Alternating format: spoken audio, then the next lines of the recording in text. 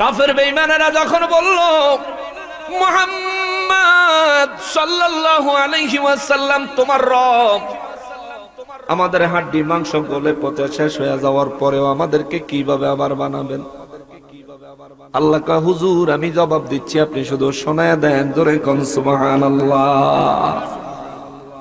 রব্বুল আলামিন বলেন, বিসমিল্লাহির রহমানির রহিম, নাহনু খালাকনাকুম, আমি রব্বুল আলামিনই তো তোমাদেরকে সৃষ্টি করেছি। ফালাউলা তুসাদ্দিকুন, যদি আমি আল্লাহ তোমাদেরকে বানায় থাকি তাহলে তোমরা এটা বিশ্বাস করো না কেন? আমি রব্বুল ইজ্জাত তোমাদেরকে বানিয়েছি, এই কথা তোমরা বিশ্বাস স্থাপন করো না কেন? রব্বুল ইজ্জাত তারপরে বলেন, আফারাআইতুম মা তুমনুন, জোরে বলেন আল্লাহু আকবার। রব্বুল আলামিন বলেন, আফারাআইতুম, এ দুনিয়াবাসী রে, তোরে আমি কবর থেকে আবার পুনরায় জিন্দা করব, পুনরায় বানাবো কেমনে, এটা নিয়ে তুই প্রশ্ন তোলস। আল্লাহ কয়, তুই ভাইবা দেখছস নি, চিন্তা কইরা দেখছস নি? কি ভাবতাম? মা তুমনুন, তোমার ভিতরে আমি আল্লাহ যে বীর্য দিছি, তোমার ভিতরে আমি আল্লাহ যে নুতফা দিছি, যেই নুতফার মাধ্যমে, যেই বীর্যের মাধ্যমে আমি আল্লাহ আদম বানাই, সন্তান বানাই, মানুষ বানাই, তোমার দেহের ভিতরে এই যে বীর্যটা আমি রব্বুল আলামিন দিয়েছি, এই বীর্য সম্পর্কে তুমি ভাবছনি? চিন্তা কইরা দেখছনি? কি চিন্তা করব? আল্লাহ কয়, আনতুম তাখলুকুনাহু, চিন্তা কইরা আমি আল্লাহর জবাব দাও, ওই বীর্যটা কি তোমরা বানাইছনি? আল্লাহু আকবার। জোরে কয় না, আরো জোরে বলেন। প্রশ্নটা করলেন কে? কে করলেন? বয়ান বুঝেন তো? শিক্ষিত মানুষ, আপনারা বুঝতে অসুবিধা হবে না আমি জানি। প্রশ্নটা করছেন কে?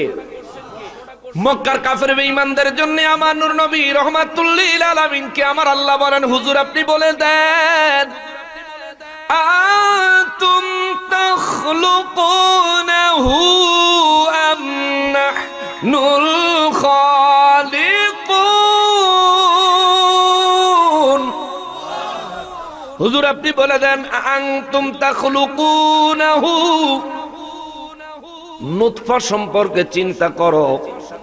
এই নুতফা কি, যেই নুতফার দ্বারা আমি আল্লাহ তোমাদেরকে বানাইছি, যেই নুতফার ওসিলা দিয়া, যে নুতফার দ্বারা তোমাদেরকে বানাইছি, এই নুতফাটা কি তোমরা সৃষ্টি করছিলানি? তাখলুকুনাহু, ওই নুতফাটা আনতুম, তোমরাই কি বানিয়েছিলা নাকি, তোমরাই সৃষ্টি করেছিলা নাকি ওই নুতফাটা? তাখলুকুনাহু, ওই নুতফাটা তোমরাই কি বানাইছিলা নাকি? আল্লাহ কয়, আম নাহনুল খালিকুন, আল্লাহ কয় তোমারে সৃষ্টি করার জন্য যে নুতফার ব্যবহার আমি রব্বুল আলামিন করেছি, এই নুতফা কি তোমরা বানাইছিলা নাকি আমি আল্লাহ বানাইছি? জোরে বলেন আল্লাহু আকবার। আমাদের দেহের ভিতরে নুতফা সৃষ্টি করেছেন কে? আরো জোরে বলতে হবে কে? আমাদের এই দেহ বানাইছেন কে? আমাদের দেহের ভিতরে রূহ সঞ্চার করেছেন কে?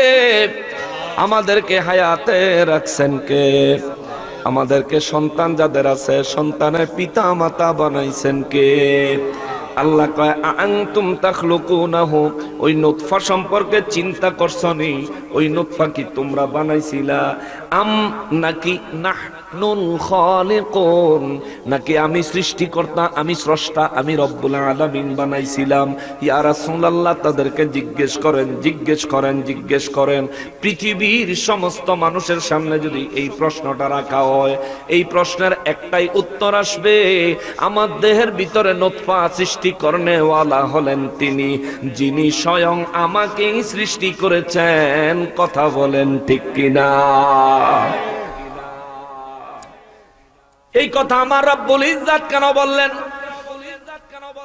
বর্তমান সময়ে চিকিৎসা বিজ্ঞানের, সায়েন্সের লোকেরা একজন মানুষের একবারের স্পাম, নুতফা সহজ বাংলায় বললে বীর্য গবেষণা করেছেন, গবেষণা করে দেখেছেন একজন পুরুষ একবারে যেই পরিমাণ নুতফা শরীর থেকে বের করে দেয় একবার সঙ্গমের ফলে, সহবাসের ফলে, এই নুতফার মধ্যে সর্বনিম্ন 12 লক্ষ, সর্বোচ্চ 60 লক্ষ শুক্রাণু থাকে।